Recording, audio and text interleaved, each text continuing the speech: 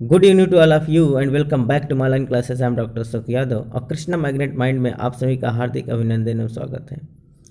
आज video segments के इस इंपॉर्टेंट कड़ी में हम लोग डिस्कस करेंगे प्रोफेसर राजेंद्र सिंह रज्जू भैया विश्वविद्यालय प्रयागराज के पाठ्यक्रम साइटोलॉजी से कुछ इंपॉर्टेंट क्वेश्चंस के विषय में, जो examination of point of view से बहुत ही इंपॉर्टेंट है, साथ ही साथ उन बच्चों के लिए भी बहुत हेल्पफुल है जो बच्चे यूपी बोर्ड हिंदी मीडियम के छात्र हैं और उनका भी बोर्ड एग्ज़ाम सामने है। उनके लिए भी ये वीडियो सेगमेंट बहुत ही हेल्पफुल है।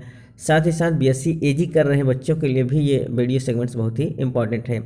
आइए डिस्कस करते हैं कि ये जो क्वेश्चन हम आज डिस्कस करेंगे बहुत ही इंपॉर्टेंट क्वेश्चन है, जो करीब करीब हर एक साल पूछा जाता है और ये बहुत ही इंपॉर्टेंट है। तो आइए डिस्कस करते हैं। क्वेश्चन जो है, जीवद्रव्य कला की संरचना तथा कार्य का वर्णन कीजिए, अथवा कोशिका झिल्ली की संरचना, अवयव एवं कार्य का वर्णन कीजिए। या फिर क्वेश्चन इससे ऐसा भी पूछा जाता है, प्लाज्मा झिल्ली की संरचना का द्रव मोज़ेक प्रतिरूप का वर्णन कीजिए, या फिर झिल्ली के तरल मोज़ेक मॉडल का वर्णन कीजिए, या फिर तरल मोज़ेक मॉडल की व्याख्या कीजिए। इस प्रकार से क्वेश्चन किसी भी पैटर्न पर पूछे जा सकते हैं, है ना। तो आइए हम लोग डिस्कस करते हैं। सबसे पहले हम देखते हैं डेफिनेशन कि प्लाज्मा मेम्ब्रेन है क्या, है ना। जैसा कि बच्चों आप जानते हैं कि जो एनिमल सेल की सबसे बाहरी बाउंड्री होती है, सबसे आउटर बाउंड्री जो होती है, उसको हम क्या कहते हैं, प्लाज्मा मेम्ब्रेन कहते हैं। जबकि अगर हम प्लांट सेल की बात करें तो प्लांट सेल में सबसे पहले सेल वॉल आता है, इसके बाद प्लाज्मा मेम्ब्रेन आता है। क्योंकि एनिमल सेल में सेल वॉल नहीं पाया जाता है, इसलिए सबसे बाहरी बाउंड्री अगर हम सेल की देखेंगे तो प्लाज्मा मेम्ब्रेन ही पाया जाता है। तो आइए, चूँकि हम जूलॉजी डिस्कस कर रहे हैं तो जूलॉजी में हम लोग जंतुओं का अध्ययन करते हैं, तो जंतुओं में किसी प्रकार का कोई सेल वॉल नहीं पाया जाता है। जंतुओं का जो सबसे बाहरी आउटर बाउंड्री होती है उसको हम क्या कहते हैं, प्लाज्मा मेम्ब्रेन कहते हैं। तो आइए डिस्कस करते हैं और देखते हैं डेफिनेशन में क्या है प्लाज्मा मेम्ब्रेन। प्लाज्मा मेम्ब्रेन या प्लाज्मा झिल्ली कोशिका के कोशिका द्रव्य अर्थात साइटोप्लाज्म का बाह्य सीमांत होता है। जो प्लाज्मा मेम्ब्रेन होता है वो क्या होता है, प्लाज्मा मेम्ब्रेन, या जिसको हम क्या कहते हैं, प्लाज्मा झिल्ली कहते हैं, अर्थात सेल मेम्ब्रेन कहते हैं, क्या कहते हैं, सेल मेम्ब्रेन कहते हैं या प्लाज्मा मेम्ब्रेन कहते हैं।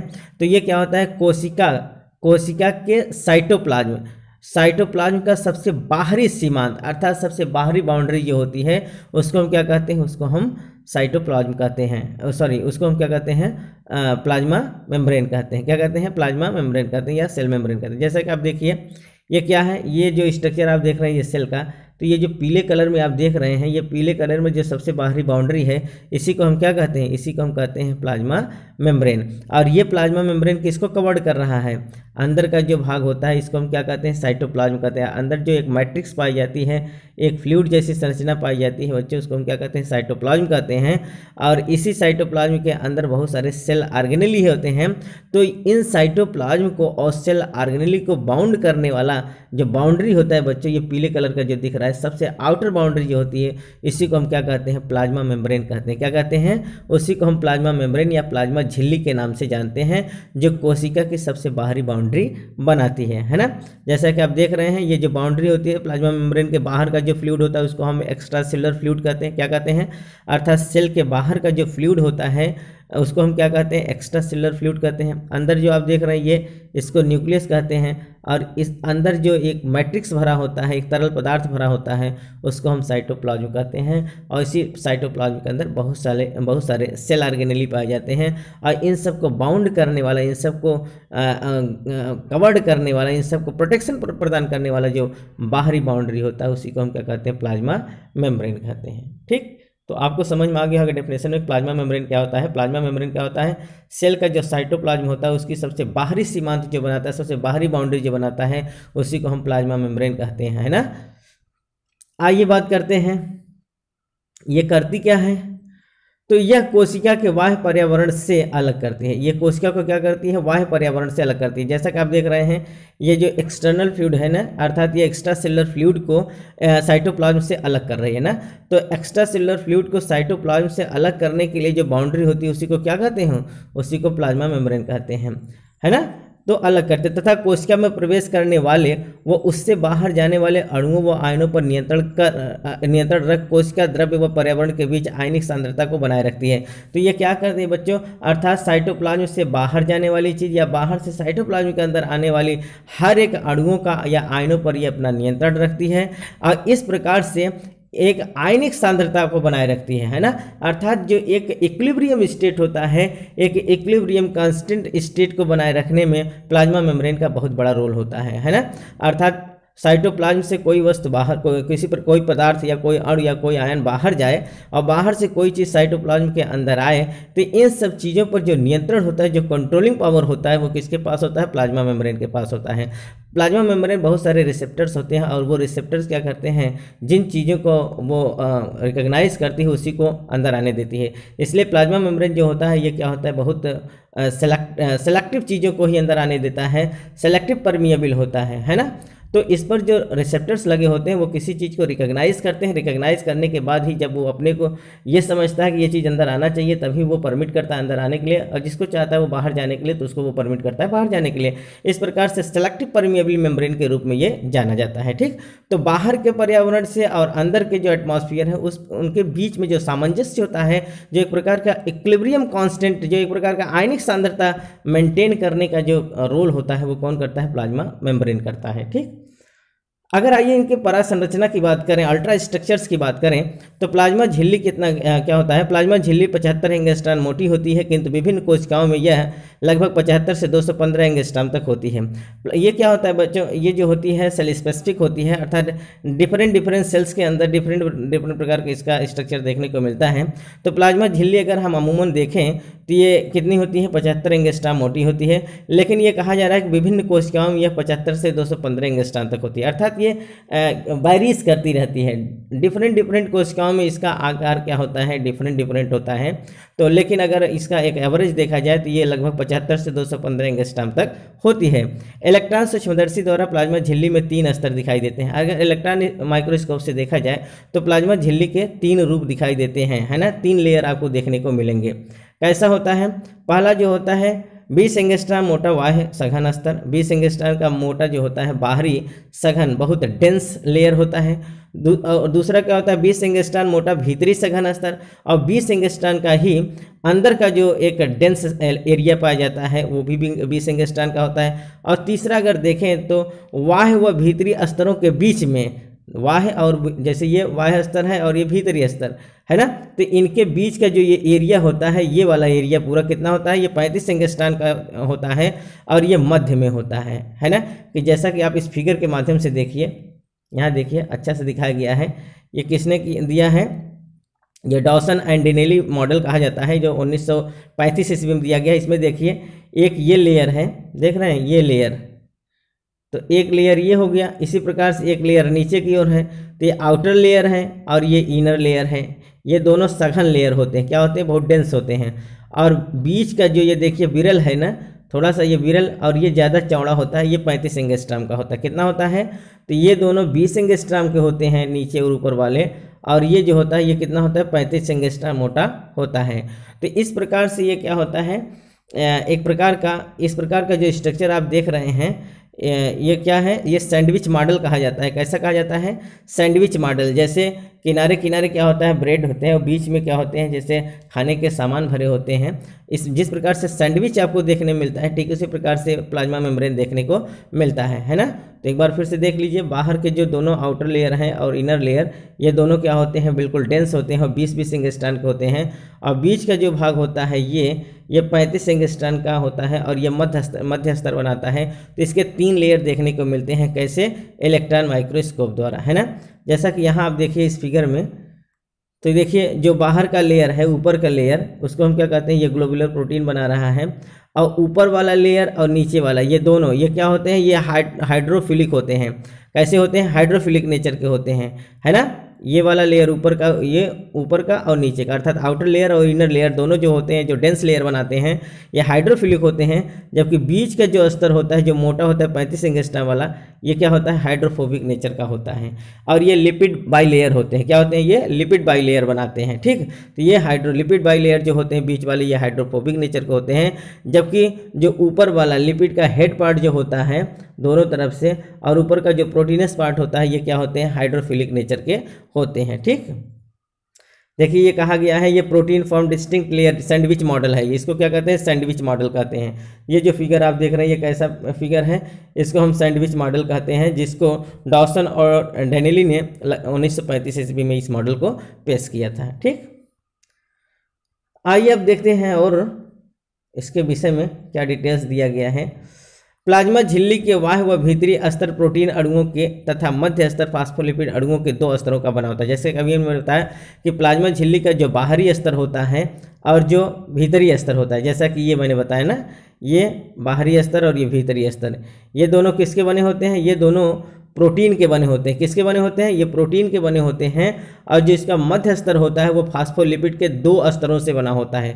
आप देखिए यहाँ फास्फोलिपिड के 2 स्तरों से बना है, इसको थोड़ा सा बड़ा करेंगे, यहाँ देखिए 2 स्तर है, एक इतना पार्ट है और दूसरा ये पार्ट है ना, तो हेड के साथ टेल और यहाँ हेड के साथ टेल।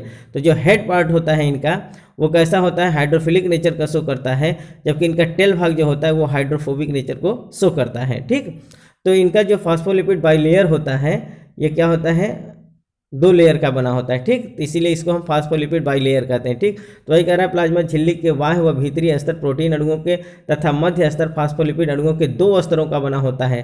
प्लाज्मा झिल्ली की त्रिस्तरीय संरचना सर्वप्रथम डेनियली तथा डॉसन ने दिया था ना, तो प्लाज्मा झिल्ली की जो त्रिस्तरीय संरचना है जिसको हम क्या कहते हैं, सैंडविच मॉडल कहते हैं, तो इस मॉडल को सबसे पहले किसने दिया था, डेनेली और डॉसन ने दिया था। कब दिया था, 1935 ईस्वी में प्रस्तुत किया तथा हार्वे एम डेनेली ने इसका प्रकल्पित मॉडल प्रस्तुत किया। इसका जो मॉडल है ये किसने दिया, हार्वे एंड डेनियली ने दिया था, लेकिन इसको सबसे पहले जो प्रस्तुत इस संरचना को, जो त्रिस्तरीय संरचना जो प्रस्तुत किया गया है, ये किसने दिया था, ये डेनेली और डॉसन ने 1935 ईस्वी में इसका इन्वेंशन किया था।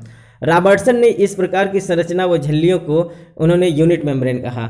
अगर क्वेश्चन ये पूछा जाए कि इसका नाम यूनिट मेम्ब्रेन किसने दिया, तो रॉबर्टसन ने सबसे पहले इसका नाम क्या दिया, यूनिट मेम्ब्रेन दिया। जैसा कि फिगर देखिए आप, इस फिगर में स्पष्ट हो जाएगा, ये देखिए ये एक्स्ट्रा सेलुलर मीडियम है अर्थात सेल से बाहर, और इधर अंदर आप देख रहे हैं तो ये सेल का, यहाँ देखिए ये क्या है, ये इंट्रा सेलुलर ना, जिसको हम साइटोसॉल कहते हैं। तो साइटोसॉल क्या कहते हैं बच्चों, अर्थात सेल विदाउट सेल ऑर्गेनेली, अर्थात सेल के अंदर अगर सेल ऑर्गेनेली न हो, केवल और केवल फ्लूइड मीडियम पाई जाती हो, तो उसको हम साइटोसॉल कहते हैं, है ना।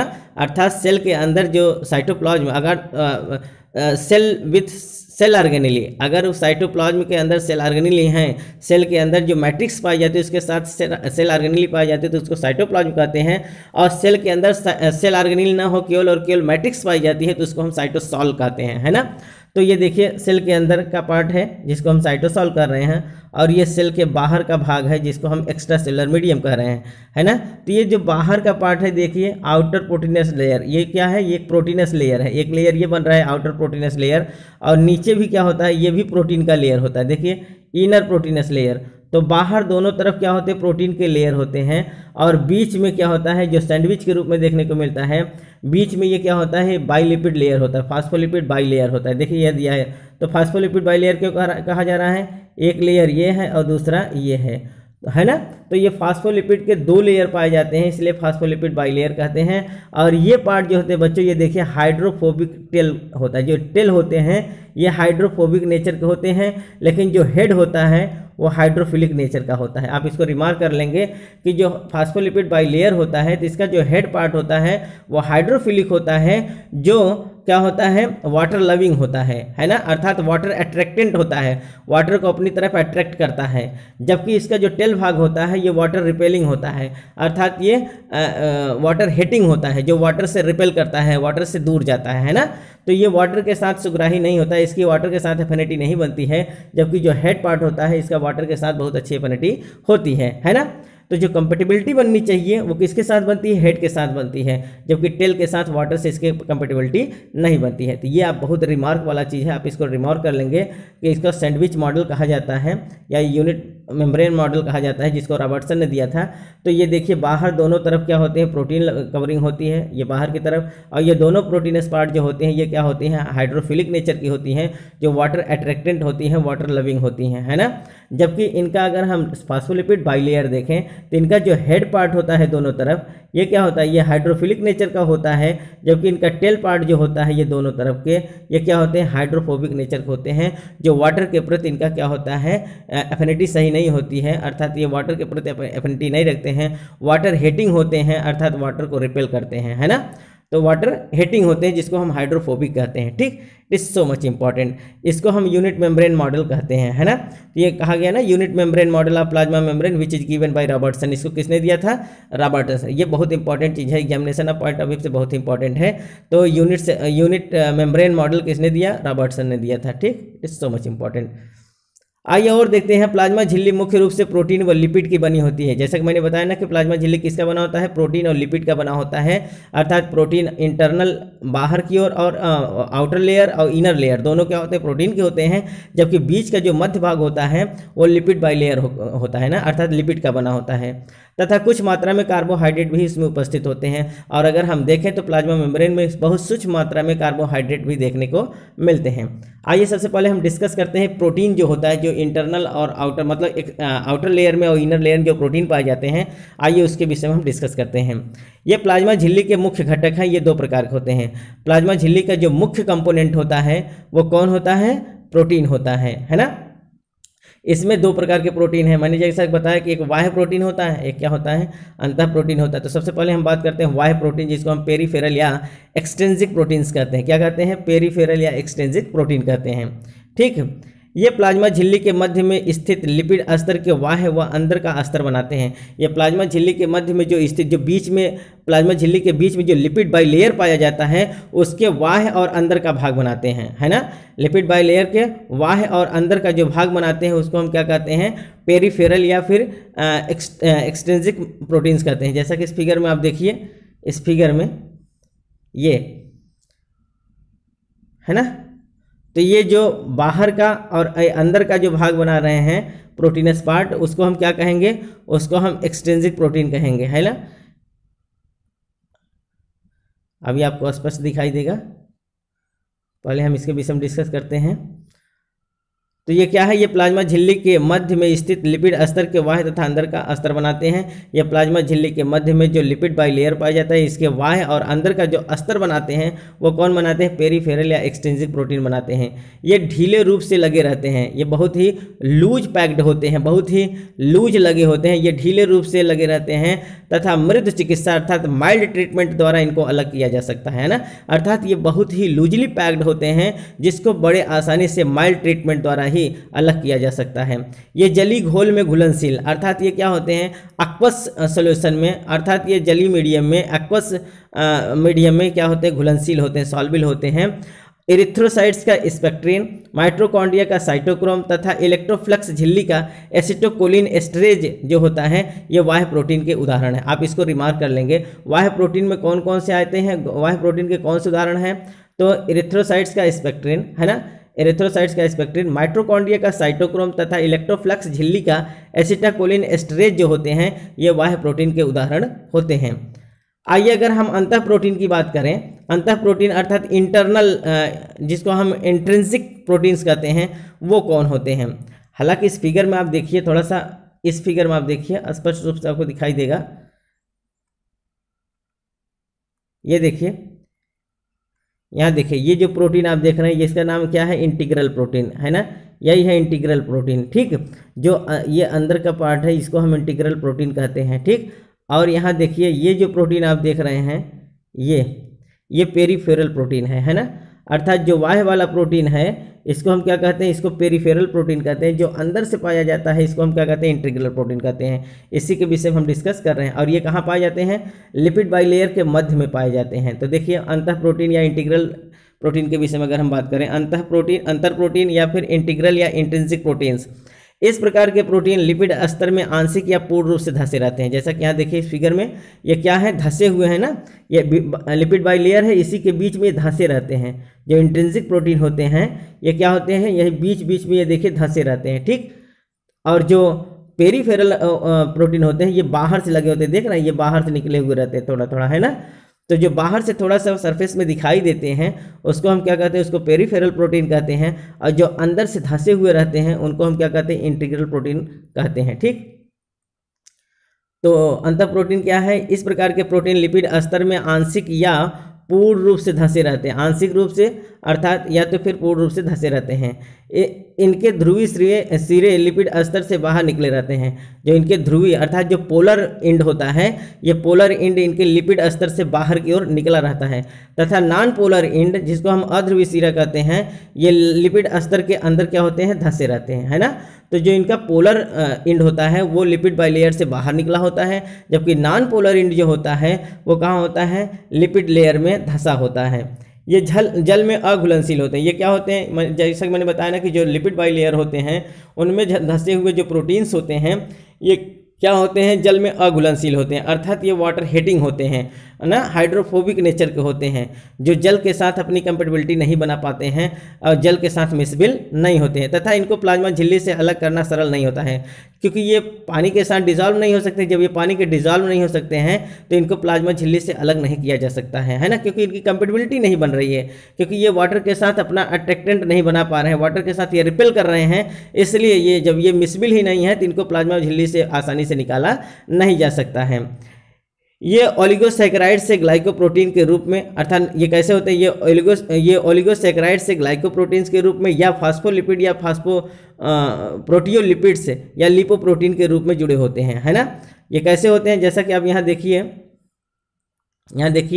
ये कैसे होते हैं। ये देखिए ग्लाइकोप्रोटीन्स के रूप में हो रहे हैं ना। कैसे हैं ये? ग्लाइकोप्रोटीन्स के रूप में। यहाँ आप देख रहे हैं तो कार्बोहाइड्रेट के एंड देखने को मिल रहे हैं, ठीक। तो ये ग्लाइकोप्रोटीन्स के रूप में होते हैं, लिपोप्रोटीन्स के रूप में देखे जाते हैं, है ना। कैसे देखे जाते हैं? तो ये कैसे होते हैं यहाँ देखेंगे आप, तो ये ओलिगोसैकेराइड से ग्लाइकोप्रोटीन्स अर्थात ऐसे प्रोटीन्स जो कार्बोहाइड्रेट्स के साथ जुड़े होते हैं उनको हम क्या कहते हैं? उनको हम ग्लाइकोप्रोटीन्स कहते हैं। तो ये ओलिगोसैकेराइड्स के साथ जुड़े होते हैं, इसलिए हम इनको क्या कहते हैं? ग्लाइकोप्रोटीन्स। अर्थात जो कार्बोहाइड्रेट्स के साथ प्रोटीन जुड़े होते हैं उनको हम क्या कहते हैं? ग्लाइकोप्रोटीन्स। तो इनके साथ ग्लाइकोप्रोटीन्स जुड़े होते हैं। या फास्फोलिपिड्स से कौन जुड़े होते हैं? प्रोटियोलिपिड्स, अर्थात ऐसे प्रोटीन्स जो लिपिड्स के साथ जुड़े रहते हैं उनको हम प्रोटियोलिपिड्स कहते हैं या लिपोप्रोटीन्स के नाम से जानते हैं। तो ये इनके साथ इन्हीं अर्थात इंट्रिंसिक प्रोटीन के साथ जुड़े होते हैं, है ना। जैसा कि देखिए यहाँ ये देखिए ये जो प्रोटीन्स हैं यहाँ देखिए ग्लाइकोप्रोटीन्स जुड़े हुए हैं, ठीक। और ये देखिए ये कार्बोहाइड्रेट्स का एंड है जुड़ा हुआ है।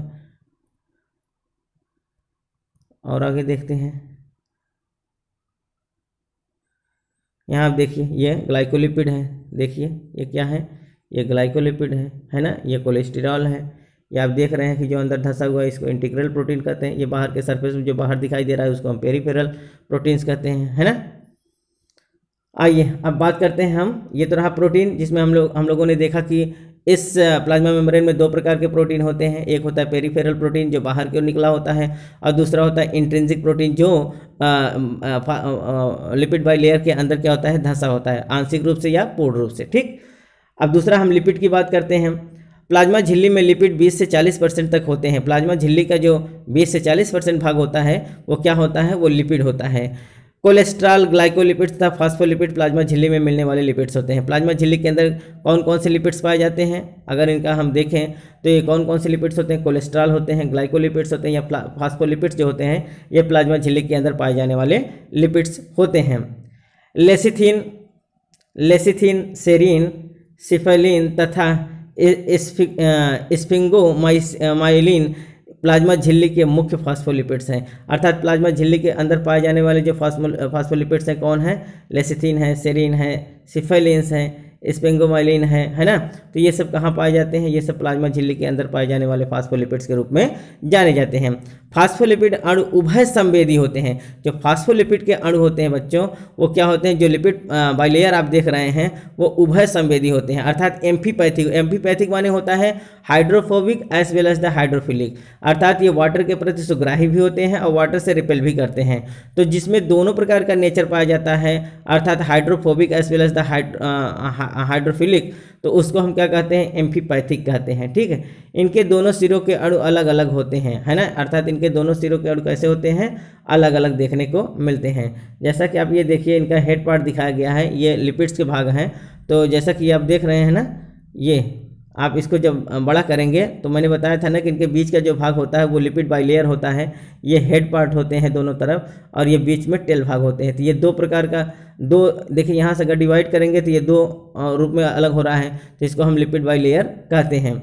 अगर इनके एक पार्ट को हम देखें हेड का, जैसा कि ये प्रोलॉन्ग करके दिखाया गया है इनको जूम करके, तो अगर हम इसके एक पार्ट को देखें तो हेड कुछ इस प्रकार से दिखाई देता है। तो हेड का देखिए जो हेड पार्ट होता है ये क्या होता है, हाइड्रोफिलिक होता है, अर्थात ये वाटर के प्रति क्या होता है, सुग्राही होता है। वाटर के प्रति इसकी एफिनिटी अच्छी होती है। ये वाटर लविंग होता है ना, अर्थात वाटर के साथ क्या करता है, अट्रैक्ट करता है। लेकिन वहीं अगर हम इसके टेल वाला भाग देखें तो ये हाइड्रोफोबिक होता है। इसका टेल वाला भाग कैसा होता है, हाइड्रोफोबिक होता है, अर्थात ये वाटर रिपेलिंग करता है। वाटर के साथ इसकी अच्छी एफिनिटी नहीं होती, वाटर के साथ इनसॉल्युबल होता है ना। इसके हेड पार्ट में क्या होता है बच्चों, ये फास्फेट और ग्लिसरॉल से मिलकर बना होता है। इसका जो हेड पार्ट होता है वो किससे मिलकर बना है, फास्फेट और ग्लिसरॉल से मिलकर बना होता है। जबकि इसका जो टेल पार्ट होता है ये सैचुरेटेड या अनसैचुरेटेड फैटी एसिड से बने होते हैं। तो जो सैचुरेटेड और अनसैचुरेटेड फैटी, संतृप्त और असंतृप्त फैटी एसिड्स जो होते हैं ये मिलकर इसके कौन सा भाग बनाते हैं, ये इसके टेल का भाग बनाते हैं। और चूंकि ये सैचुरेटेड और अनसैचुरेटेड फैटी एसिड हैं इसलिए ये कैसे हैं, ये हाइड्रोफोबिक नेचर के हैं, जो वाटर के साथ क्या करते हैं, रिपेल कर जाते हैं, अर्थात वाटर के साथ ये मिसबिल नहीं होते हैं। और इनका जो हेड पार्ट होता है बच्चों ये फास्फेट और ग्लिसरॉल से मिलकर बना होता है और ये वाटर के साथ क्या करता है, वाटर लविंग होता है और इसको हम हाइड्रोफिलिक नेचर में कहते हैं। ठीक, तो इस प्रकार से आप देखिए तो यहाँ क्या होगा, ये है फास्फोलिपिड बाइलेयर। ये क्या है, फास्फोलिपिड बाइलेयर। तो ये इनका जो टेल वाला भाग होता है ये कैसा होता है, हाइड्रोफोबिक होता है। जबकि हेड वाला भाग जो होता है ये हाइड्रोफिलिक होता है, अर्थात वाटर के प्रति ये सुग्राही होता है, वाटर के साथ ये अट्रैक्ट करता है। जबकि टेल वाला भाग क्या करता है, ये वाटर के साथ रिपेल करता है। ठीक, तो ये जो था स्ट्रक्चर ये क्या है, ये फास्फोलिपिड बाइलेयर के रूप में देखा गया है। आइए बात करते हैं इसके दो भाग। जैसा कि मैंने बताया कि जो हेड वाला पार्ट होता है ये कैसा होता है, हाइड्रोफिलिक होता है या इसको पोलर एंड कहते हैं। जबकि टेल वाला भाग जो होता है उसको हम हाइड्रोफोबिक कहते हैं या नॉन पोलर एंड कहते हैं। तो सबसे पहले हम हेड के विषय में बात कर लेते हैं, जिसको हम जल स्नेही क्या कहते हैं, इसको हम जल स्नेही या ध्रुवीय सिरा कहते हैं। तो फास्फोलिपिड अणु का जल स्नेही सिरा गोला होता है। तो कैसा होता है, ये देखिए ये गोल होता है। जो हेड पार्ट होता है ये कैसा होता है, गोल होता है। और ये जल स्नेही सिरा कहलाता है, जो जल के साथ अट्रैक्ट करता है। और इसको हम पोलर भी कहते हैं, अर्थात ये ध्रुवीय होता है ना। तो फास्फोलिपिड अणु का जल स्नेही सिरा गोल होता है। यह कोलिन फास्फेट का बना होता है। किसका बना होता है बच्चों, ये कोलिन और फास्फेट, बहुत इंपॉर्टेंट चीज़, आप इसको रिमार्क कर लेंगे। जो इसका हेड पार्ट होता है ये किसका बना होता है, कोलिन फास्फेट का बना होता है। इसे शीर्ष भाग भी कहते हैं, अर्थात इसको हेड भी कहते हैं। तो इसका जो जल स्नेही सिरा होता है जिसको हम पोलर एंड कहते हैं ये गोला होता है और इसको हम हेड पार्ट कहते हैं। और ये क्या होता है, कोलिन फास्फेट का बना होता है। ठीक, और दूसरा जो टेल वाला भाग है जिसको हम जल विरागी अथवा अध्रुवीय सिरा हाइड्रोफोबिक या नॉन पोलर एंड कहते हैं, वो क्या होता है बच्चों, यह फास्फोलिपिड का पूछ भाग होता है। तो यही वाला जो मैंने बताया ना कि इनका जो पूछ वाला भाग है ये वाला भाग कर रहा है, ये जो पूछ वाला भाग जिसको हम अनसैचुरेटेड फैटी एसिड या सैचुरेटेड फैटी एसिड के रूप में जानते हैं, जो हाइड्रोफोबिक नेचर का होता है। तो जल विरागी क्या है, यह फास्फोलिपिड का पूछ भाग कहलाता है। यह वसा अम्लों के दो अणुओं से मिलकर बना होता है ना, जैसा कि दो अणुओं माने एक सैचुरेटेड और एक अनसैचुरेटेड फैटी एसिड के रूप में पाया जा रहा है। इसमें कौन सा समूह जुड़ा होता है, COOH, अर्थात इसमें कार्बोक्सिलिक समूह जुड़ा होता है। तो इसमें कार्बोक्सिलिक समूह ग्लिसरॉल अणुओं से जुड़े होते हैं। तो इनका जो ग्लिसरॉल अणु है किसके साथ जुड़ा होता है, कार्बोक्सिलिक समूह के साथ जुड़ा होता है। और ग्लिसरॉल अणु शीर्ष भाग के फास्फेट समूह से जुड़ा होता है। और इसका ग्लिसरॉल का जो शीर्ष भाग होता है वो फास्फेट से जुड़ा होता है ना। तो ये क्या होता है, फास्फेट के साथ जुड़े होते हैं। इनमें क्या पाया जाता है, कार्बोक्सिलिक समूह पाया जाता है और ये ग्लिसरॉल अणुओं के साथ जुड़े होते हैं। और जो टेल भाग होता है वो किससे क्या कहलाता है, उसको हम सैचुरेटेड या अनसैचुरेटेड फैटी एसिड के रूप में जानते हैं। ये जल के साथ कैसा होता है, ये जल के साथ रिपेलिंग करता है, अर्थात ये हाइड्रोफोबिक नेचर को शो करता है, जो एक प्रकार का नॉन पोलर या अध्रुवीय एंड कहलाता है, अध्रुवीय छोर कहलाता है। ठीक, प्लाज्मा मेम्ब्रेन के लिपिड स्तर में दोनों परतों के फास्फोलिपिड अणु इस प्रकार विन्यासित होते हैं कि उनके अध्रुवीय जल विरागी सिरे परस्पर संपर्क में होते हैं तथा ध्रुवीय जल स्नेही सिरे लिपिड स्तर की बाहरी स्तर की ओर होते हैं। ठीक, अगर इसमें हम देखें कि उदासीन फास्फोलिपिड्स भी देखने को मिलते हैं, क्या होते हैं, अर्थात न्यूट्रल फास्फोलिपिड्स भी देखने को मिलते हैं। ये लिपिड के दो स्तरों के बीच स्थित होते हैं। उदासीन पीएच पर इनके विद्युत आवेश नहीं होता है ना, अर्थात ये क्या होते हैं, दो स्तरों के बीच में पाए जाते हैं। और इसका अगर हम पीएच देखें तो वो कैसा होता है, इलेक्ट्रिकली न्यूट्रल होता है, उदासीन देखने को मिलता है। अम्लीय फास्फोलिपिड्स अगर हम देखें तो इनमें अम्लीय फास्फोलिपिड्स भी देखने को मिलता है। इन पर ऋणात्मक आवेश होता है। ये लिपिड प्रोटीन की पारस्परिक क्रिया द्वारा प्रोटीन से संबंध रखते हैं ना। तो इनमें क्या होता है, चूंकि ये अम्लीय है इसलिए इस पर एसिडिक चार्ज नेगेटिव चार्ज देखने को मिलेंगे, और ये लिपिड प्रोटीन के साथ पारस्परिक क्या होते हैं, जुड़े होते हैं, और ये प्रोटीन्स के साथ अपना संबंध स्थापित करते हैं। आइए हम बात करते हैं लिपिड के कार्य। ये जो लिपिड हैं, जो लिपिड बाइलेयर बन रहा है, ये लिपिड का क्या कार्य होता है, क्यों पाया जाता है प्लाज्मा मेम्ब्रेन में लिपिड अस्तर प्लाज्मा झिल्ली का ढांचा बनाता है। ये प्लाज्मा झिल्ली का जो होता है एक ढांचा, एक फ्रेमवर्क बनाता है। जैसा कि आप देखिए ये बीच का जो लिपिड पाया जा रहा है, ये लिपिड क्या हो रहा है, ये एक ढांचा बना रहा है, और इसी ढांचे पर इसका हेड टिका हुआ है ना। तो ये लिपिड बाइलेयर क्या कर रहा है, ये ढांचा बनाता है, और इसी ढांचे पर प्रोटीन पाए जाते हैं। ये क्या है, देखिए ये सैंडविच टाइप जो दिख रहा है, तो ये लिपिड बाइलेयर एक ढांचा बना रहा है, और इसी ढांचे के ऊपर फिर प्रोटीन के स्तर देखने को मिलते हैं, ऊपर और नीचे, है ना। जो सैंडविच मॉडल आप देख रहे हैं, यहाँ देखिए इस फिगर को, यहाँ देखिए, तो ये क्या है, ये पूरा फ्रेमवर्क इतना बनाएगा, और इसके ऊपर प्रोटीन के लेयर देखने को मिलते हैं, ठीक। तो ये क्या करता है, अगर हम इसके कार्य को देखेंगे तो ये क्या करता है, ये ढांचा बनाने का कार्य करता है, ठीक।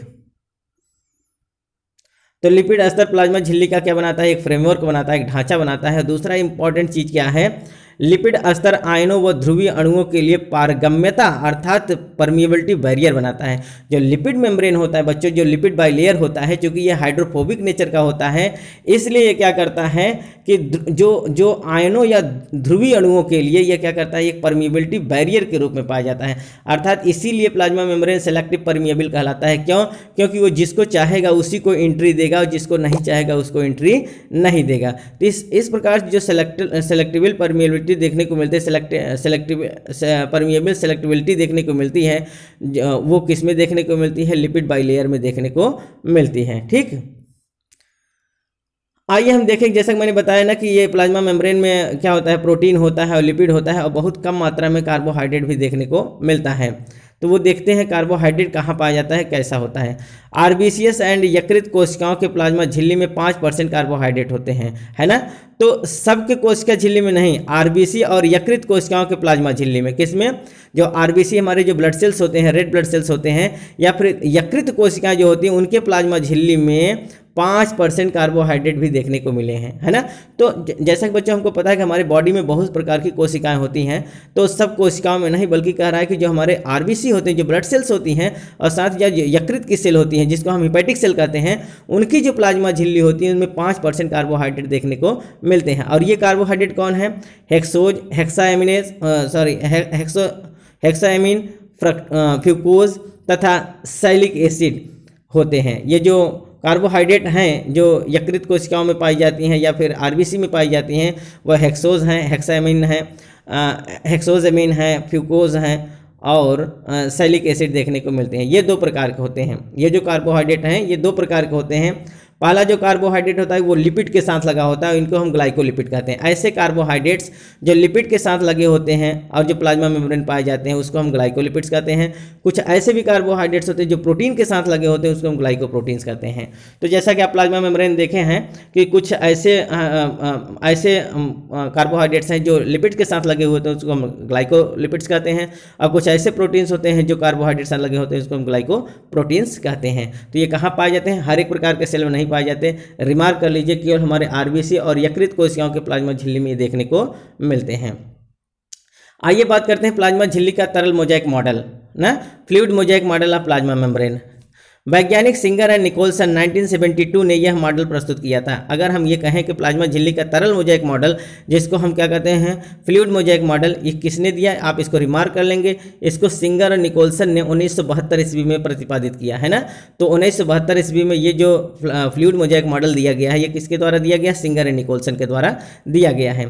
आइए इनके अनुसार हम जानते हैं कि इसमें क्या क्या चीज़ें होती हैं। प्लाज्मा झिल्ली के अंतर प्रोटीन अर्थात इंट्रिंसिक प्रोटीन्स व लिपिड दोनों ही उभय संवेदी संवेदी एम्फीपैथिक होते हैं। जैसा कि इन्होंने बताया कि जो प्लाज्मा झिल्ली के इंटर प्रोटीन होते हैं जिसको हम इंट्रिंसिक प्रोटीन कहते हैं, और जो लिपिड पाई जाती है ये दोनों ही संवेदी कैसे होते हैं, उभय संवेदी होते हैं अर्थात एम्फीपैथिक होते हैं। इनमें दोनों नेचर देखने को मिलता है,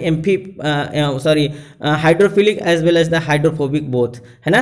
तो ये हाइड्रोफिलिक नेचर के भी होते हैं, हाइड्रोफोबिक नेचर के भी होते हैं। कौन? इंट्रिंसिक प्रोटीन्स और लिपिड्स, जो लिपिड बाइलेयर होते हैं, और जो इंट्रिंसिक प्रोटीन्स होते हैं जिसको हम क्या कहते हैं, जो लिपिड बाइलेयर के मध्य में धसे रहते हैं पूर्ण रूप से या आंशिक रूप से। तो ये दोनों कैसे किस नेचर के होते हैं? उभय संवेदी होते हैं, एम्फीपैथिक नेचर के होते हैं, जिनमें दोनों नेचर देखने को मिलता है, hydrophilic as well as the hydrophobic. अर्थात वही बताया जा रहा है, अर्थात इनमें जल विरागी हाइड्रोफोबिक तथा जल रागी हाइड्रोफिलिक दोनों समूह पाए जाते हैं, है ना। अर्थात ये दोनों प्रकार के होते हैं। इनमें ध्रुवीय तथा जल विरागी सिरे द्वि स्तर के अंदर तथा जल रागी सिरे बाह्य जलीय अवस्था में पाए जाते हैं। तो कह रहा है कि जो इनमें ध्रुवीय या जल विरागी जो हाइड्रोफोबिक नेचर होता है वो द्विस्तर के अंदर होते हैं, जबकि जो जल रागी अर्थात जो हाइड्रोफिलिक नेचर होता है, जो जल के साथ अट्रैक्टेंट होते हैं, वो बाहरी अवस्था, वो बाहर की ओर पाए जाते हैं। तो जो बाहर सरफेस पर पाए जाते हैं वो हाइड्रोफिलिक नेचर के होते हैं, जबकि अंदर जो धंसे हुए होते हैं, लिपिड बाइलेयर के अंदर जो धंसे होते हैं वो क्या होते हैं, अर्थात जो इंट्रिंसिक प्रोटीन होते हैं वो कैसे होते हैं, वो हाइड्रोफोबिक नेचर के होते हैं, अर्थात जल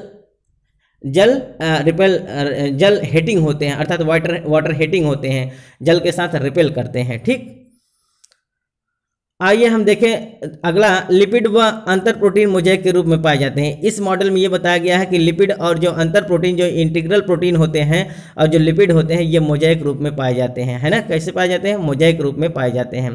गैर सहसंयोजक अंतःक्रिया द्वारा लिपिड, प्रोटीन व ऑलिगोसैकेराइड्स एक दूसरे से जुड़े होते हैं, है ना।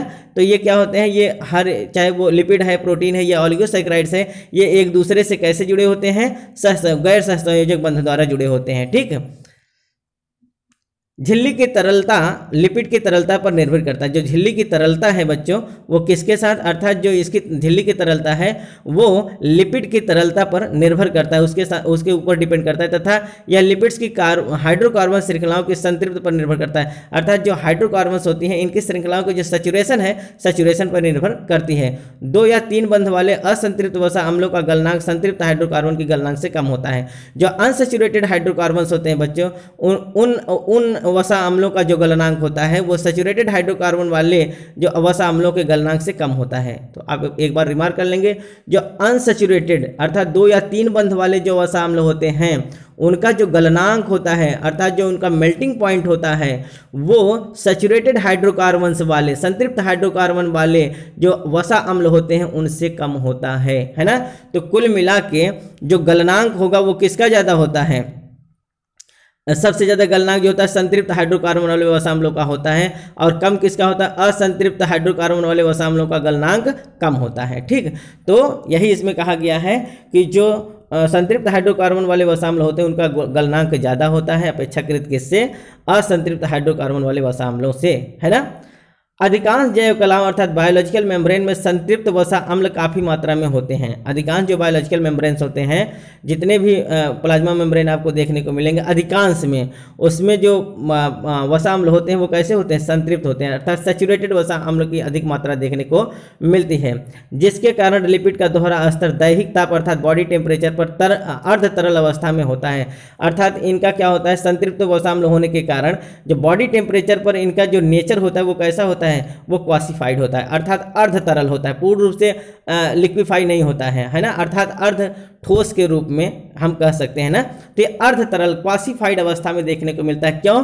क्योंकि ये कैसे होते हैं? संतृप्त वसा अम्ल होते हैं। अगर जो असंतृप्त वसा अम्ल होते हैं बच्चों, वो रूम टेम्परेचर पर हर समय लिक्विड स्टेट में देखने को मिलते हैं। यही एक बहुत बड़ा रिमार्केबल बात होता है कि जो संतृप्त वसा अम्ल होते हैं बच्चों, वो क्या होते हैं? बॉडी टेम्परेचर पर, अर्थात एक जो बॉडी टेम्परेचर था उस टेम्परेचर पर ये क्वासिफाइड रहते हैं हर समय, जबकि असंतृप्त वसा अम्ल क्या होता है? एक बॉडी टेम्परेचर पर हर समय लिक्विड स्टेट में देखने को मिलते हैं। तो यही कह रहा है अधिकांश जैव कलाओं में, अधिकांश बायोलॉजिकल मेम्ब्रेन्स में संतृप्त वसा अम्ल काफ़ी मात्रा में पाए जाते हैं, जिसके कारण लिपिड का दोहरा स्तर, जो लिपिड का बाइलेयर होता है, वो बॉडी टेम्परेचर पर किस नेचर का पाया जाता है? अर्ध तरल अर्थात क्वासिफाइड अवस्था में देखने को, क्वासिफ्लूइड अवस्था में देखने को मिलता है। ठीक, कम ताप वाली कोशिकाओं में उच्च ताप वाली कोशिकाओं की अपेक्षाकृत वसा अम्लों का अनुपात अधिक होता है ना।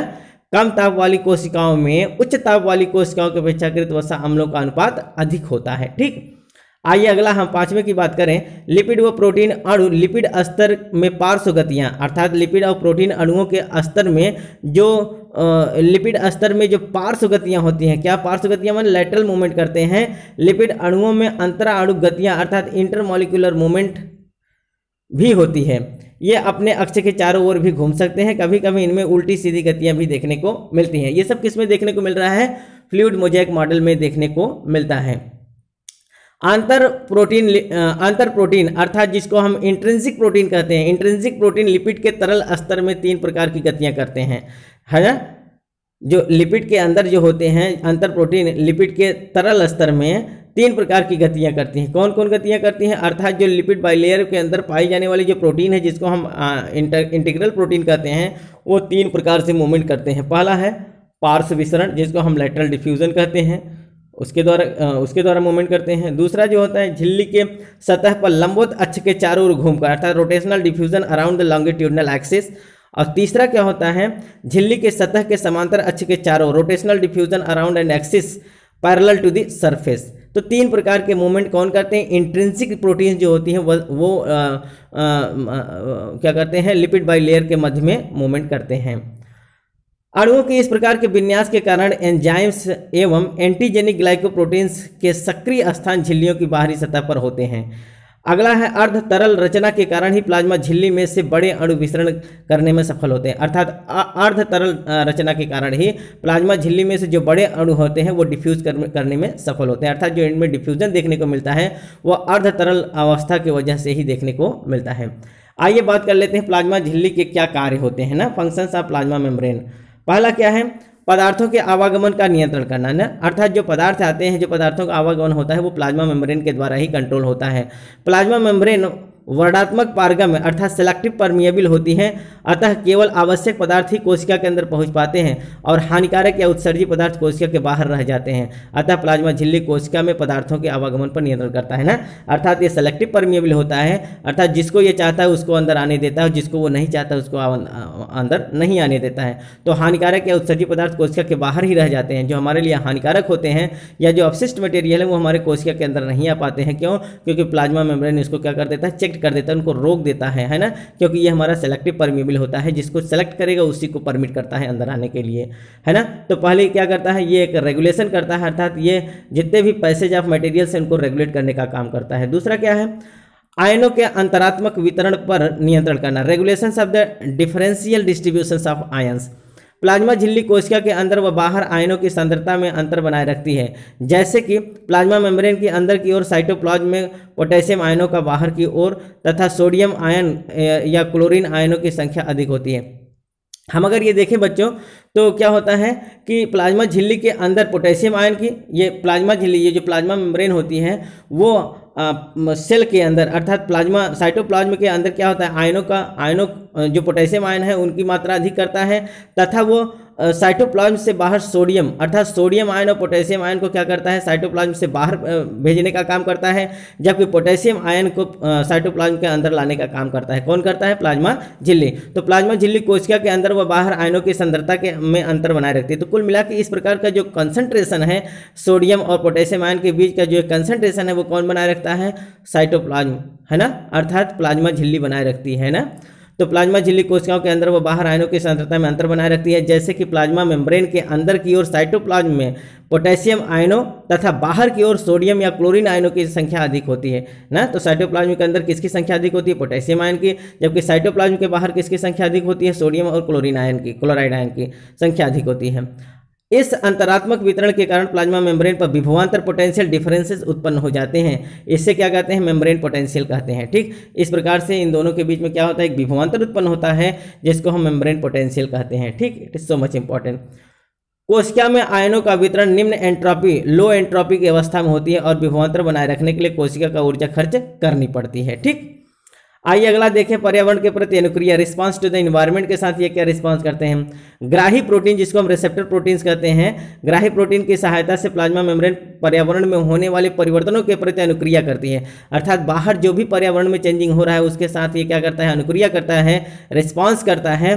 कोशिकाएं अपने आसपास की कोशिकाओं से रासायनिक सूचना या संवेदनाएं ग्रहण करती है। जैसे मैंने बताया ना कि प्लाज्मा मेम्ब्रेन के ऊपर क्या होते हैं, रिसेप्टर्स लगे होते हैं, संवेदनाएं लगी होती हैं, जो वो अपने संवेदनाओं के द्वारा, अपने रिसेप्टर्स के द्वारा क्या करता है, उसको रिकॉग्नाइज करता है। ठीक ना। तो आसपास की कोशिकाओं से रासायनिक सूचनाएं या संवेदनाएं ग्रहण करती है और कोशिकाओं को पहुंचाती है, और ये सूचनाएं किसको पहुंचाती है, सेल के अंदर पहुंचाती है। ग्राही प्रोटीन हार्मोन्स, वृद्धि कारक दैट इज ग्रोथ फैक्टर्स तथा न्यूरोट्रांसमीटर्स से अनुक्रिया करते हैं। ये जो रिसेप्टर्स होती हैं ये किसके साथ अनुक्रिया करते हैं, कोई प्रोटीन्स, बाहर का कोई प्रोटीन्स, कोई हार्मोन्स या कोई ग्रोथ फैक्टर्स होता है या न्यूरोट्रांसमीटर्स होता है, उनके साथ ये क्या करते हैं, ये अनुक्रिया करने का काम करते हैं। उनके साथ ये क्या करते हैं, आपस में ये एक दूसरे को पहचानते हैं, रिकॉग्नाइज करते हैं, और फिर वो इन सूचनाओं को कोशिका के अंदर पहुंचाने का काम करते हैं। तो ये किस पर रिसेप्टर्स लगे होते हैं, प्लाज्मा मेम्ब्रेन पर लगे होते हैं। हर एक कोशिकाओं के प्लाज्मा मेम्ब्रेन पर रिसेप्टर्स लगे होते हैं और उन्हीं के द्वारा वो क्या करते हैं, उसको रिकॉग्नाइज करने का काम करते हैं। आसपास की कोशिकाओं से संपर्क, contact with neighbouring cells. Plasma membrane अपने आसपास की कोशिकाओं से संरचनात्मक व रासायनिक संपर्क रखती है। जो प्लाज्मा मेम्ब्रेन होती है अपने जो एडजेसेंट सेल होते हैं उनके साथ वो संरचनात्मक या रासायनिक संपर्क उसके कॉन्टैक्ट में रहती है। प्लाज्मा मेम्ब्रेन पर लगे ग्लाइकोप्रोटीन्स इस कार्य के लिए सहायक होते हैं। तो जैसा कि मैंने बताया ना कि प्लाज्मा मेम्ब्रेन पर जो रिसेप्टर्स लगे होते हैं वो कैसे होते हैं, वो ग्लाइकोप्रोटीन्स होते हैं। वो एक दूसरे के साथ क्या करते हैं, सामंजस्य स्थापित करने का काम करते हैं और कोशिकाओं को अपनी सूचनाएं पहुंचाने का काम करते हैं। आइए बात करते हैं ये प्रोटेक्शन, सुरक्षा के रूप में प्लाज्मा मेम्ब्रेन कैसे काम करता है। प्लाज्मा झिल्ली कोशिकाओं की सुरक्षा करती तथा कोशिका गति, सेल मूवमेंट, कोशिका स्राव, सेल सिक्रेशन तथा एवं आवेगों के संचालन that is the transmitting impulses में भाग लेती हैं। जो प्लाज्मा, जैसा कि मैंने बताया ना कि ये जो प्लाज्मा सेल होती है बच्चों, जो प्लाज्मा झिल्ली होती है, ये सेल का सबसे बाहरी बाउंड्री होती है, सबसे आउटर बाउंड्री होती है। इस प्रकार से हमारी कोशिकाओं का और कोशिकाओं के अंदर रहने वाले सेल ऑर्गेनेली का ये क्या करते हैं, सुरक्षा प्रदान करती है। और इस प्रकार से कुछ और भी इंपॉर्टेंट चीज़ है, जैसे सेल का मूवमेंट करना, कोशिका गति, कोशिका स्राव और आवेगों का जो संचालन होता है, ट्रांसमिटिंग इंपल्सेस होती हैं, उनमें भी ये प्लाज्मा मेम्ब्रेन भाग लेता है ना। अगला क्या इसका इंपॉर्टेंट चीज़ है, उत्सर्जन कराना। यह विसरण डिफ्यूजन द्वारा नाइट्रोजनस अपशिष्ट मटेरियल का त्याग करती है। अर्थात इसमें डिफ्यूजन की प्रक्रिया द्वारा जितने भी नाइट्रोजनस वेस्ट मटेरियल होते हैं वो प्लाज्मा मेम्ब्रेन के द्वारा बाहर की ओर एक्सपेल आउट कर दिए जाते हैं, है ना।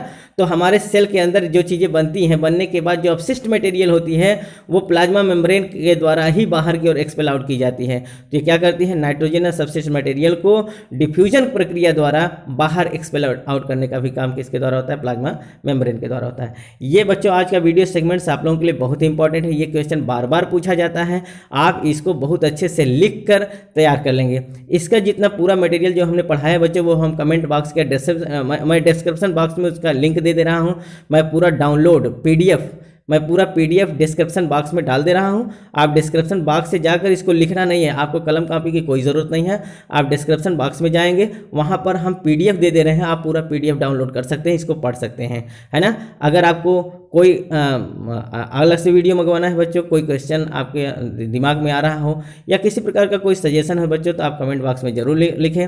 तो अगर बच्चे हमारे नए व्यूअर्स हो तो सबसे पहले हमारे चैनल को सब्सक्राइब करें, लाइक करें, शेयर करें अपने यार दोस्तों में, जिससे उनकी भी तैयारी सुचारू रूप से चल सके।